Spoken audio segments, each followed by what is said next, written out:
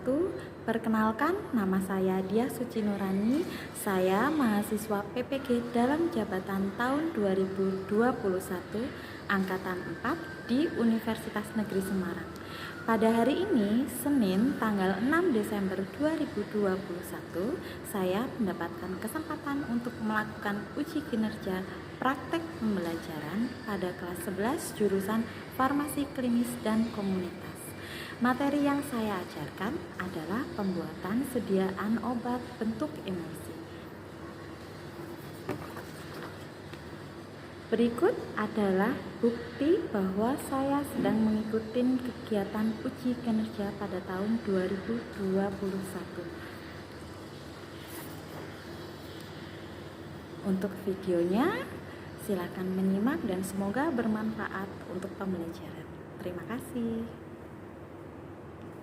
Assalamualaikum warahmatullahi wabarakatuh.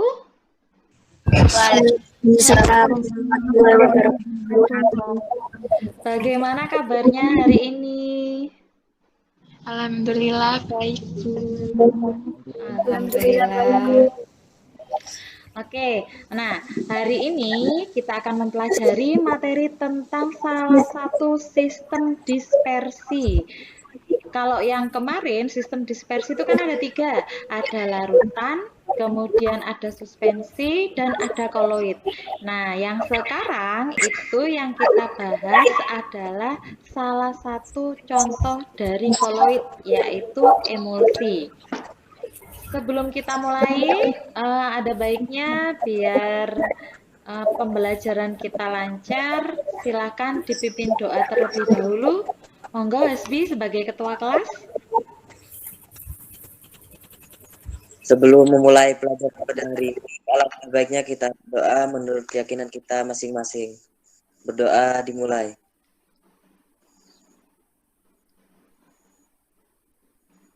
Berdoa selesai. Terima kasih Hasbi. Nah, sebelum mulai juga ya, sekarang Budia mau absensi dulu masing-masing. Caroline. Hadir, Bu. Natania. Hadir, Bu. Sevia. Hadir, Bu. Andini. Hadir, Bu. Hasbi. Hadir, Bu. Iza. Hadir, Bu. Yolanda. Hadir, Bu. Gustiana Ayu. Hadir, Bu. Neina. Hadir, Bu.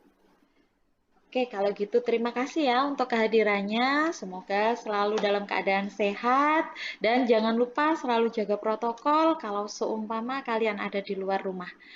Nah, hari ini kita akan membahas tentang emulsi.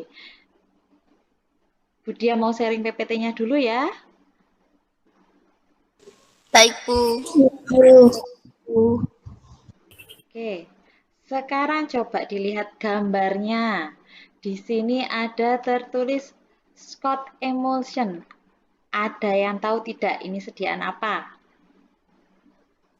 Emulsi, Bu.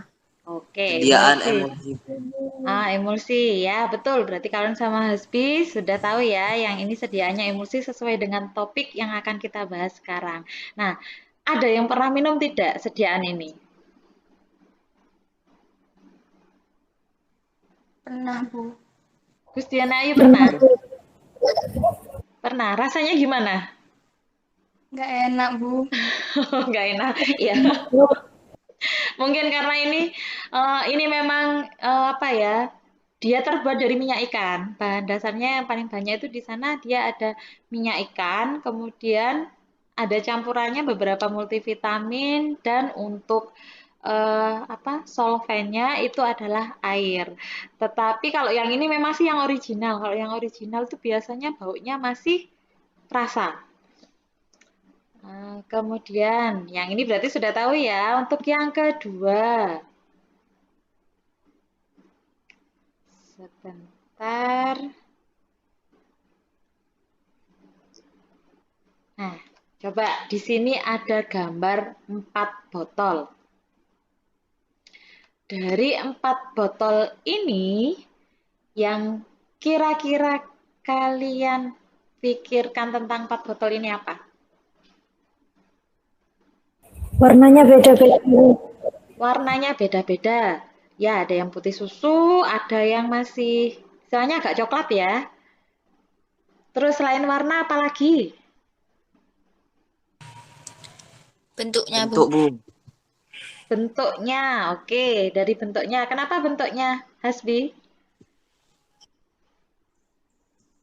Ada yang cair, sudah homogen, satunya ada yang masih mengendap, dan satunya lagi ada yang mengendap banyak, Bu.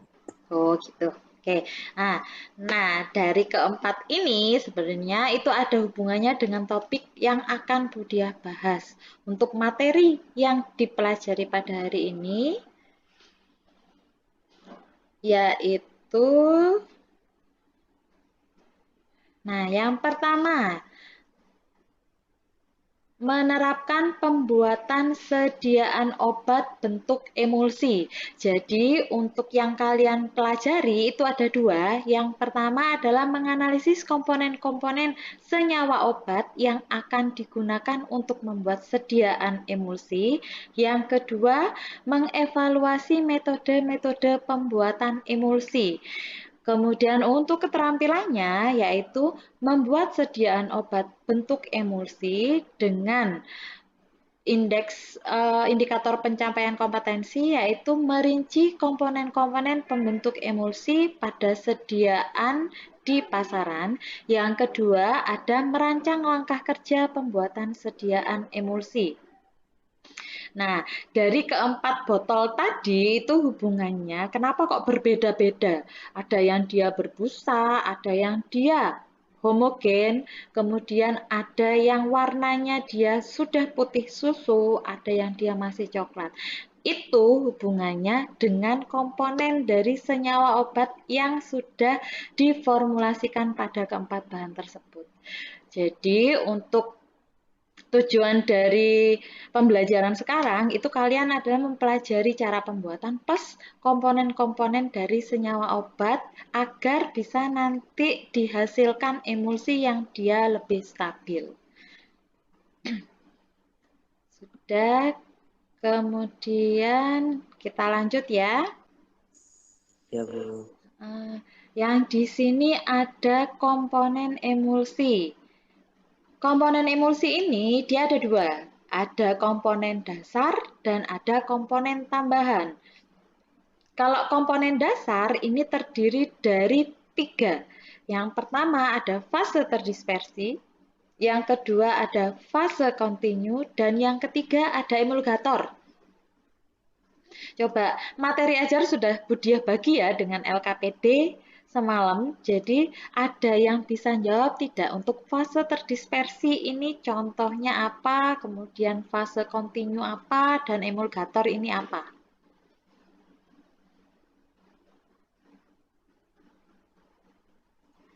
Kalau fase dispersi atau fase internal, yaitu zat cair yang terbagi menjadi butiran kecil dalam zat cair lainnya, Bu.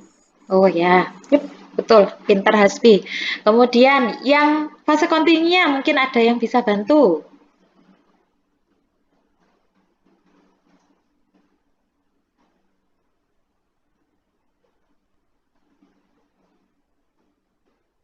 Belum?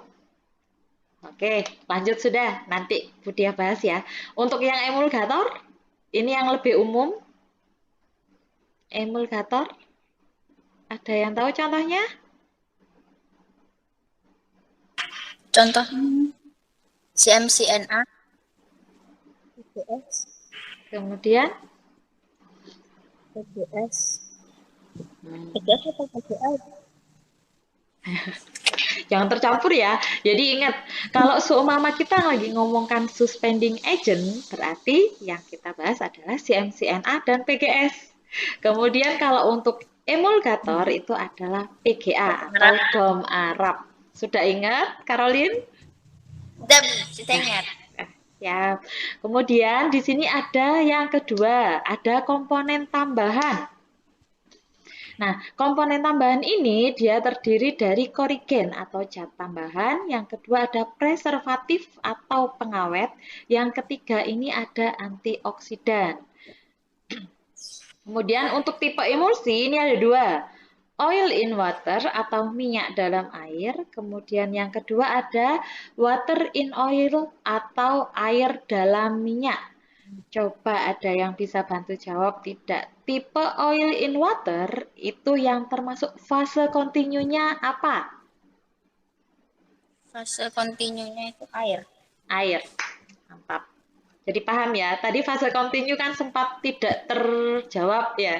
Jadi fase kontinu ini dia adalah fase di mana bahannya itu dia jumlahnya lebih banyak dan dia yang mendispersikan fase terdispersinya atau fase internalnya. Oke, jelas ya? Jelas, Bu. Oke, lanjut ya. Jelas, Bu. Ada yang tidak ditanyakan?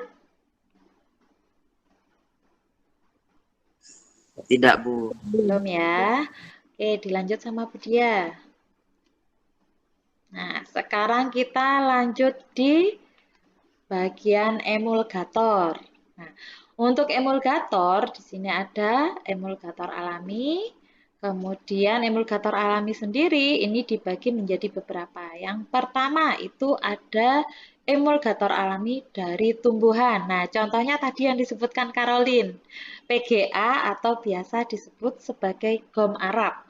Nah, PGA ini dia bagus digunakan sebagai emulgator tipe minyak dalam air dan umumnya digunakan untuk obat minum. Jika tidak dikatakan lain, emulsi dengan gom Arab itu menggunakan gom Arab sebanyak setengah dari jumlah minyaknya. Untuk membuat korpus emulsi diperlukan air 1,5 kali berat gomnya. Kemudian di sini juga ada agar-agar. Kalau agar-agar ini dia digunakan 1-2% dari berat minyaknya. Kemudian yang keempat itu ada kondrus. Kalau kondrus ini dia umumnya digunakan untuk emulsi minyak ikan karena dia dapat menutup rasa dari minyak ikan. Untuk emulgator buatan itu contohnya sabun. Coba ada yang pernah nyuci piring tidak atau nyuci wajan? Wajan ya namanya, yang dia ada minyaknya. Pernah, Bu. Pernah. Pernah. Nah, Kira-kira Bu. minyaknya waktu dicuci dengan sabun itu bagaimana perubahannya? Tergantung, Bu. Biasanya masih ada Bervalensi, Bu. lengket-lengketnya gitu. Biasanya masih ada gumpalan minyaknya. Ya. Atau pernah yang nyoba minyak kalau seumpama masih di penggorengan, ya, kemudian mau kalian buang, kalian tuang dengan sabun. Kemudian kalian aduk terlebih dahulu. Biasanya warnanya berubah tidak?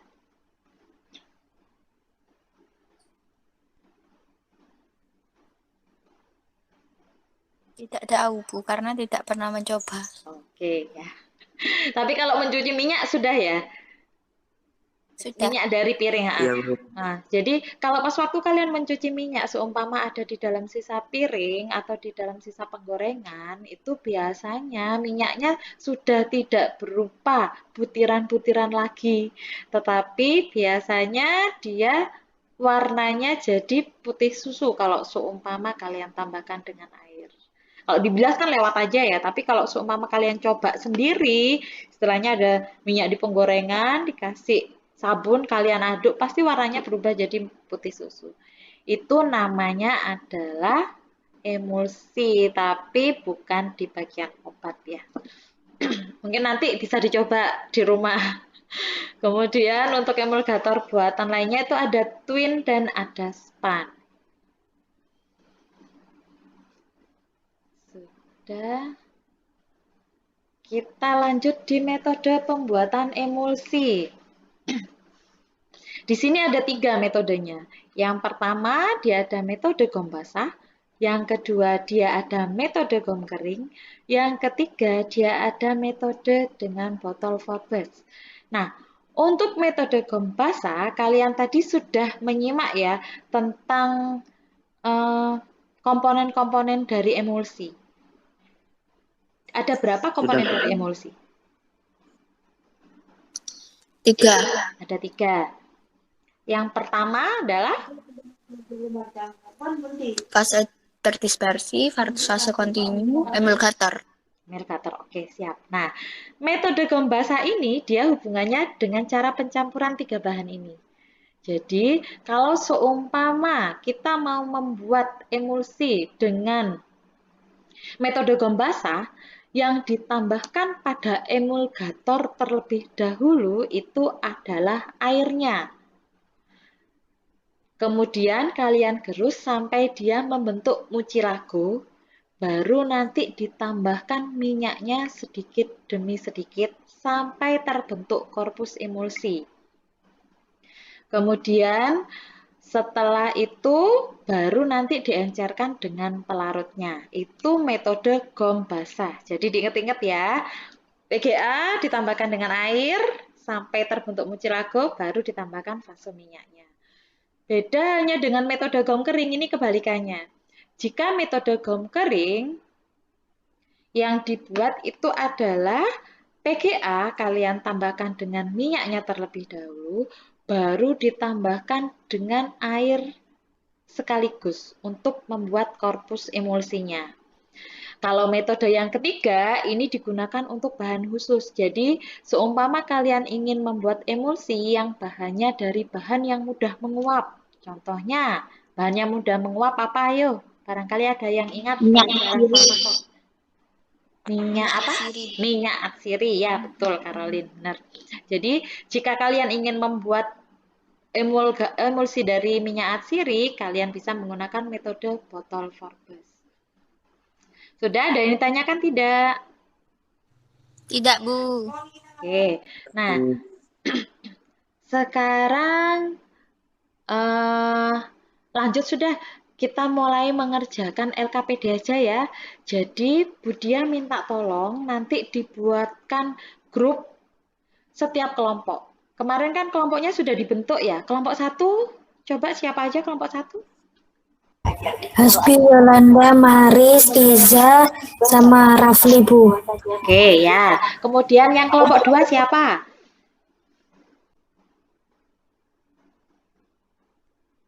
Kelompok itu Gustiana, Sofi Ayu, Neina, Caroline, Bu. Si Ayu, Gustiana.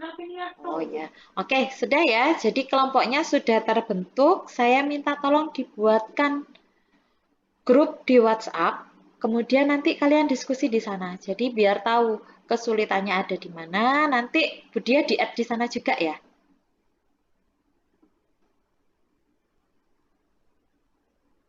Oke, silakan bisa dimulai.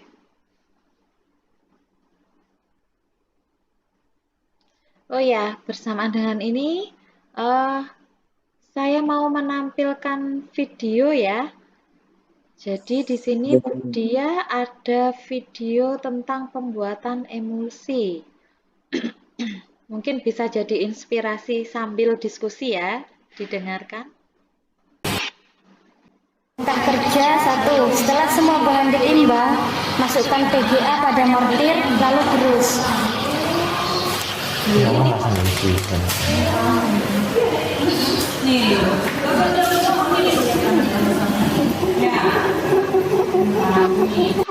Dua, karena kita menggunakan metode gom kering, jadi yang ditambahkan terlebih dahulu adalah fase minyaknya.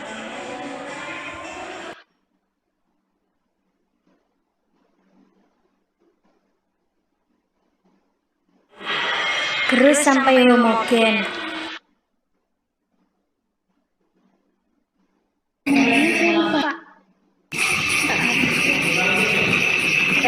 Tambahkan fase air sebanyak 15 ml, gerus sampai menjadi korpus emulsi. Nah,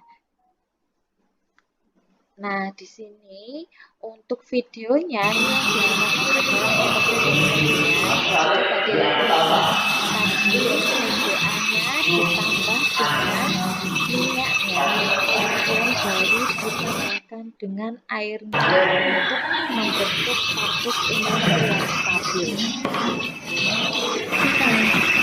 Pembuatan korpus emulsi ini memang membutuhkan waktu yang cukup lama dengan proses penggerusannya yang harus konstan.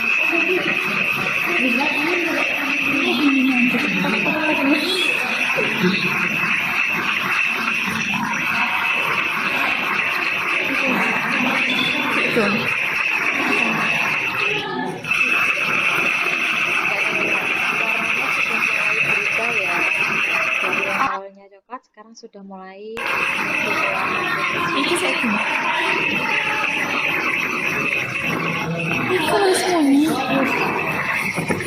Nah, ini sudah jadi korpus emulsi. Ciri-cirinya warnanya berubah seperti putih susu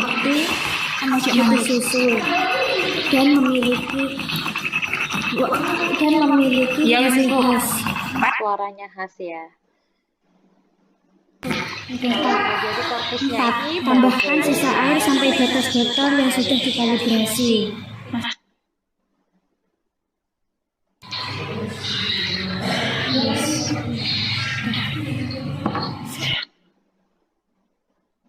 itu sediaan yang jadi dia warnanya putih. Budia akan mencoba untuk menjelaskan cara perhitungannya oleum ricini PGA untuk membuat emulsi ya. Nah, dari soal ini di sini untuk penimbangan oleum ricininya dia tetap 30 gram. Kemudian untuk PGA-nya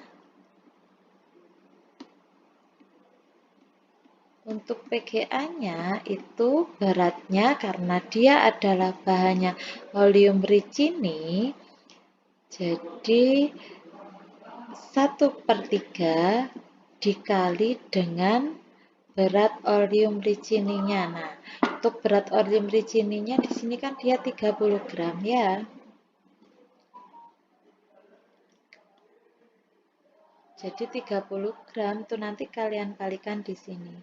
Ini 30 gram. Hasilnya dia adalah 10 gram.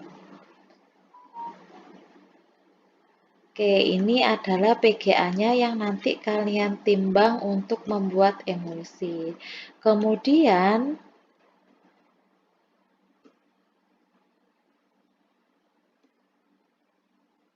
air untuk PGA jumlahnya untuk PGA ini nanti yang dibuat sebagai korpus emulsi.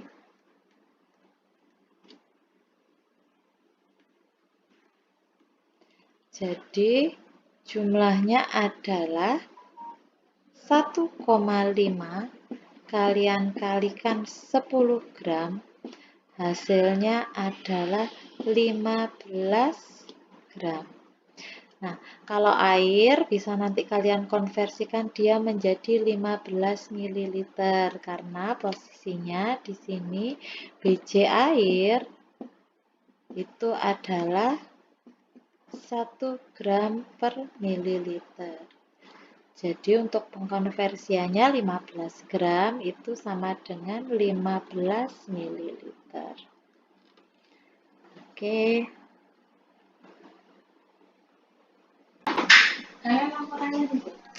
Oke, kalau gitu ini PowerPoint-nya yang kelompok 1 kan sudah siap ya. Jadi silakan bisa dipresentasikan untuk yang kelompok 1, yang kelompok 2 sambil jalan enggak apa-apa ya. Jadi kelompok 1 biar presentasi terlebih dahulu. Yang jadi moderator siapa, kemudian yang presentasi siapa? Moderatornya Yolanda, presentasi Maris.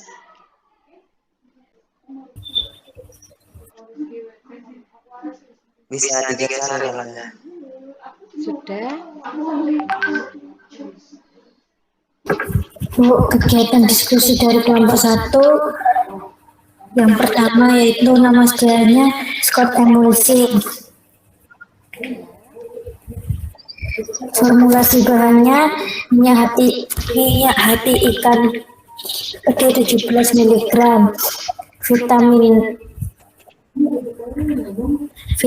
A, vitamin D, kalsium hidrofosfat, sukrosa, fruktosa, santan, citric acid, potasium sorbit, orange flavor, air.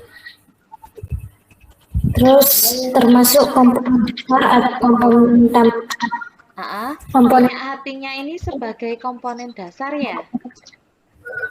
ya Bu, Oke, lanjut. termasuk komponen dasar. Fase minyak, fase internal. Bahan aktifnya korigen saporis, emulgator, antioksidan, preservatif atau pengawet, korigen odoris. Terus komponen dasar fase air dan fase luar. Kalau sebentar, Dok. Santan gam ini fungsinya sebagai apa? Korigen saporis, Bu. Korigen saporis. Iya, ta. Bu dia tanyakan memang posisinya agak geser sepertinya itu ya.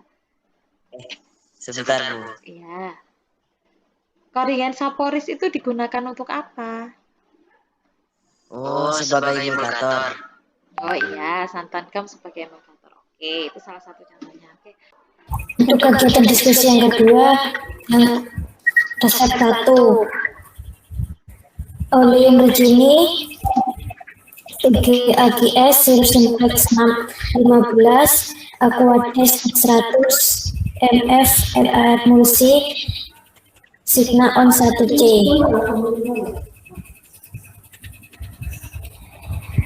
Komponen dasar oleum, fase minyak atau fase terdispersi.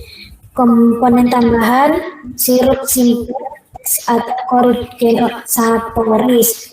Metode pembuatan yaitu metode gombasan. Dan untuk oleum ini yaitu sebagai untuk PGA 1/3 dikali 6 sama dengan 2 gram. Air untuk korpus emulsi 1,5 dikali 2 gram sama dengan 3 gram. Dan sirup simplex yaitu 15 gram. Ditambahkan aquades untuk sediaan yaitu 100 ml dikurangi 6 gram ditambah 2 gram ditambah 3 gram ditambah 15 gram di atas sama dengan 74 gram. Dilanjutkan dengan cara kerja yaitu pertama setarakan timbangan, 2 tara botol, 3 timbang PGA sebanyak 2 gram, masukkan ke mortir. 4 tara cawan, timbang oleum regini sebanyak 6 gram, masukkan mortir. Nomor 3, gerus air homogen. Kelima, ukur aquades 3 ml, masukkan ke dalam mortir. Nomor 4, gerus sampai membentuk korpus emulsi. Tambah air 74 ml untuk sediaan sedikit demi sedikit sampai homogen. Terakhir masukkan botol, timbang dan tambahkan air sampai 100 gram. Sekian, terima kasih presentasi dari kelompok 1. Ada yang ditanyakan tidak dari presentasi kelompok 1? Tidak, Bu. Sudah jelas. Oke, sudah jelas ya. Sekarang kita lanjut. Kalau sudah jelas, beri tepuk tangan dulu lah. Masa nggak ada penghargaan sama sekali. Selamat ya, kelompok 1. Tadi untuk pembahasannya sudah betul. Jadi untuk perhitungannya juga sudah betul, pembahasannya juga ya. Nah, sekarang kita lanjut di kelompok 2. Silakan kelompok 2 yang mau presentasi. Dibuat landscape ya. Silakan moderatornya. Assalamualaikum warahmatullahi wabarakatuh. Waalaikumsalam warahmatullahi wabarakatuh. Di Di sini kami akan mempresentasikan sediaan emosi.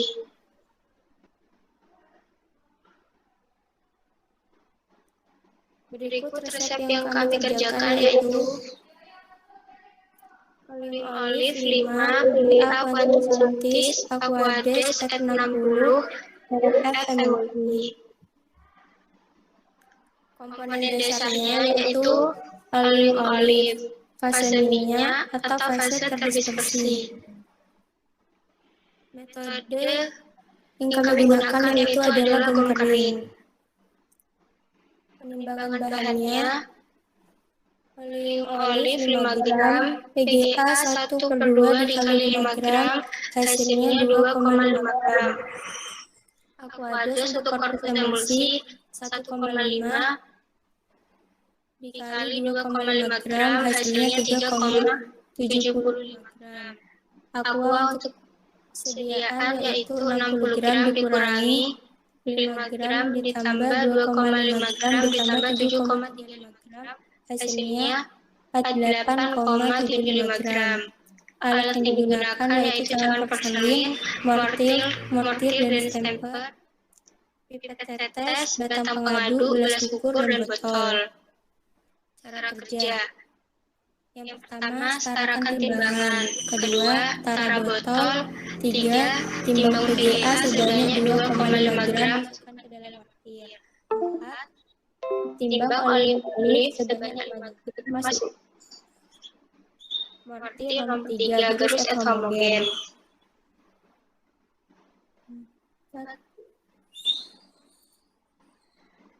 5, tara cawan timbang 17,5 gram Aquades masukkan ke dalam mortir nomor 4 dulu sampai membentuk korpus emulsi. Tambahkan air untuk sediaan sedikit demi sedikit sampai homogen. Masukkan botol timbang dan tambahkan air sampai 60 gram. Etiket yang digunakan warna putih. Sekian dari kelompok kami, apa ada yang bertanya? Ada yang ditanyakan mungkin dari presentasi kelompok 2?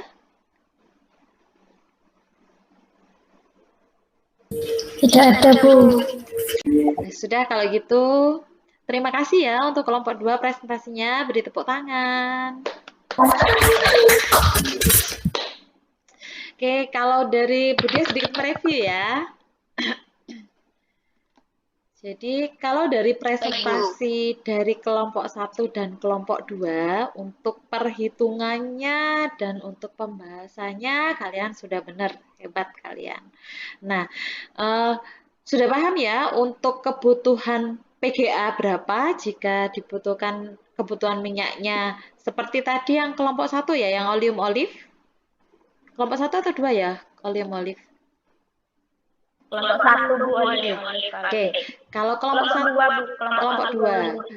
Kelompok 2 oleum olive. Untuk PGA yang dibutuhkan adalah setengah kali dari berat oleum olive-nya.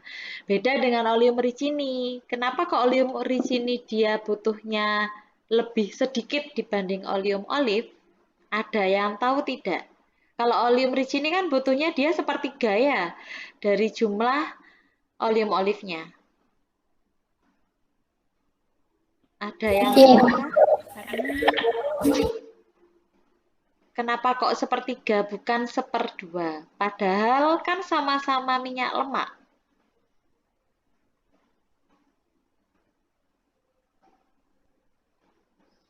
Mungkin bijinya berbeda.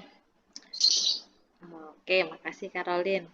Nah, bukan itu ya. Jadi untuk yang oleum ricini dia memiliki gugus OH atau gugus hidrofilik yang dia lebih banyak dibandingkan minyak lemak yang lainnya. Jadi kalau kita mau menghitung kebutuhan PGA-nya, pasti kebutuhannya dia lebih sedikit dibanding dengan minyak lemak yang lainnya. Karena kan yang untuk jadi pelarutnya itu adalah air. Jadi tidak usah ditambahkan banyak PGA karena gugus hidrofiliknya dia lebih banyak.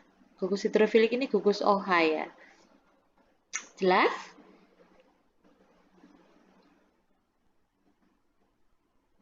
Jelas Bu. Bu jelas. Oke, kalau gitu kita merefleksi ya. Saya tanya coba untuk Neina. Neina, ada berapa metode pembuatan emulsi yang dari pembahasan dari awal tadi? Ada 3 Bu. Ada 3. Yang pertama? Gom basah, gom kering, dan metode botol. Oke, sekarang Sevia Maris. Kalau kamu mau menggunakan metode botol, berarti bahan yang kamu gunakan apa?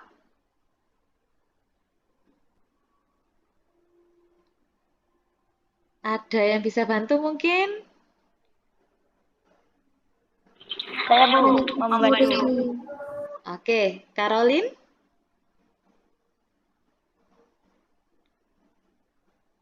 Minyak. Nah, ya. Bahan aktifnya yang digunakan adalah minyak atsiri. Oke, minyak atsiri atau bahan yang mudah menguap. Terima kasih ya, Caroline. Kemudian untuk metode gom kering.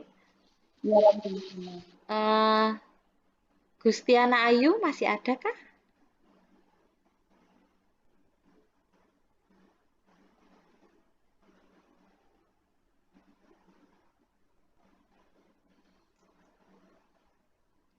Atau Maris?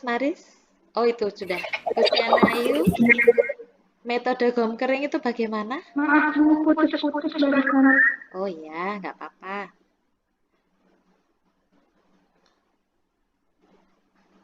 Sevia, metode gom kering itu bagaimana? Cara pembuatannya atau langkah kerjanya? Itu di minyaknya terlebih dahulu Bu, yang dicampurkan, terus baru airnya. Oke, ya betul ya. Jadi dari PGA-nya ditimbang terlebih dahulu, kemudian ditambah fase minyaknya, baru ditambah dengan fase airnya. Setelah ini, Budi akan mengirimkan link untuk post-testnya kalian. Jadi kalian dari pembelajaran dari jam berapa tadi itu ya sampai sekarang itu yang kalian dapat apa, nanti post-testnya itu silakan dikerjakan dan dikumpulkan paling lambat jam 5 sore. Nah, yang untuk LKPD-nya silakan juga dikirim ya. Baik Bu. Lewat Classroom ya untuk pengiriman lembar jawabannya LKPD, dan untuk Google Form-nya dikerjakan maksimal pengumpulannya jam 5 sore. Sudah, saya rasa itu saja untuk hari ini. Monggo silakan ditutup. Siapa yang mau mimpin doa? Hasbi, enggak ada ya? Atau sinyalnya putus? Saya Bu. Oke, silakan Yolanda dipimpin doa. Sebelum mengakhiri Bimit pada hari ini, marilah kita berdoa menurut kepercayaan masing-masing. Berdoa dimulai. Berdoa selesai. Terima kasih untuk kehadirannya pada hari ini, walaupun yang on cam, kadang enggak, mungkin sinyalnya ya. Semoga kita bisa ketemu lagi di pertemuan selanjutnya. Nanti kita membahas tentang kestabilan emulsi. Sesuai dengan tadi Hasbi kan sempat menyebutkan ya, tentang kestabilan emulsi itu nanti masuk di bab selanjutnya. Saya akhiri untuk pertemuan kali ini. Terima kasih. Assalamualaikum warahmatullahi wabarakatuh.